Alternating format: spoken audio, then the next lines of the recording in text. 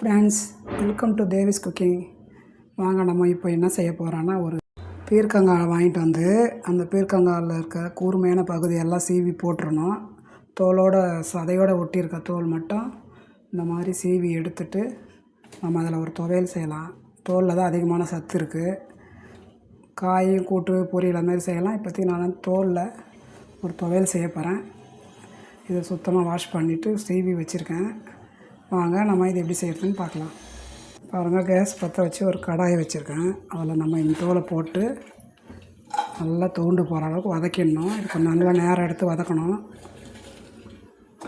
அப்போ தான் வந்து கொஞ்சம் நல்லா சூப்பராக இருக்கும், அருமையாக இருக்கும். இந்த துவையல் ரொம்ப உடம்புக்கு சத்தானது.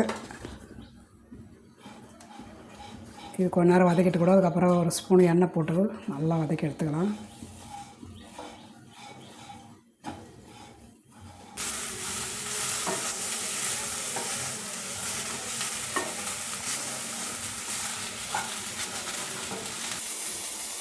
பாருங்க, எப்படி சுருண்டு போய் துவண்டு போய் நல்லா வதக்கியாச்சு. இந்த அளவுக்கு நல்லா வதக்கணும். எடுக்கணும், நேரம் எடுக்கணும். இப்போ இதை வந்து நம்ம எடுத்து ஆற வச்சிடலாம். கொஞ்சமாக ஆயிடுச்சு பாருங்கள் வதக்கணுன்னு. ஆற வச்சுட்டு நம்ம எப்படி செய்யறதுன்னு பார்ப்போம். கடாயிலே ஒரு கரண்டி எண்ணெய் ஊற்றிருக்கேன். ஒரு ஸ்பூன் அளவுக்கு உளுத்தம்பருப்பு, 3 காஞ்ச மிளகாய் போட்டுக்கேன். புளி வந்து இந்த அளவுக்கு போட்டுக்கலாம், சின்ன புளி கொண்ட அளவுக்கு.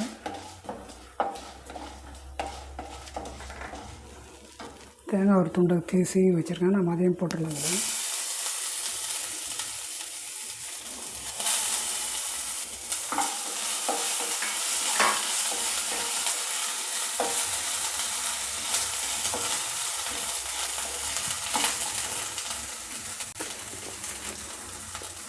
பெருங்காயம் போடலாம் கொஞ்சம்.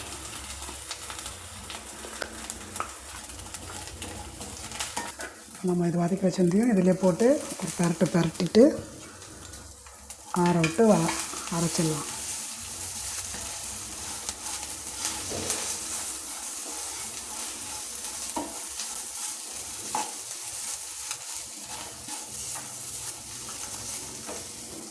கேஸ் ஆஃப் பண்ணிவிட்டு இதை நம்ம ஒரு பிளேட்டில் எடுத்து வச்சிடலாம். பாருங்கள், இது நல்லா ஆறிடுச்சு. நம்ம இதை ஜாரில் சேர்த்துக்கலாம். இது கொஞ்சம் தான் இருக்குது, உடனே சாப்பிட்ற மாதிரி. இது துவையில் நல்லா 2 தடவை வதக்கியாச்சு. தாளிக்கு கொடுக்க தேவையில்லை. இந்த அளவுக்கு கழுவு போட்டுக்கணும். இப்போ நம்ம இதை அப்படியே அரைச்சிடலாம். பாருங்கள், அரைச்சாச்சு.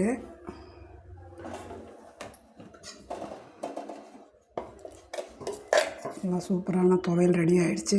நம்ம இதை வேறு பாத்திரத்தில் மாற்றி எடுத்துடலாம். பாருங்கள், எவ்வளோ நல்லா அருமையான துவையல் இருக்குது. இந்த பீர்க்கங்காய் மட்டும் வாங்கினீங்கன்னா இந்த தோலை மட்டும் தூக்கி எறியாதீங்க.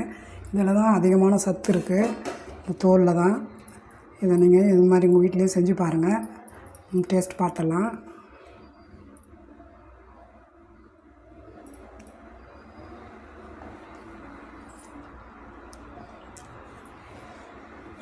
சூப்பராக இருக்குது, அருமையான துவையல். இது மிகவும் சத்தானது.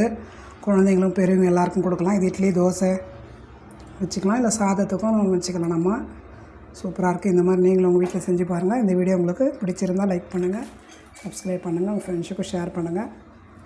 நெக்ஸ்ட் வீடியோவில் சந்திப்போம். அது வரைக்கும் பாய்.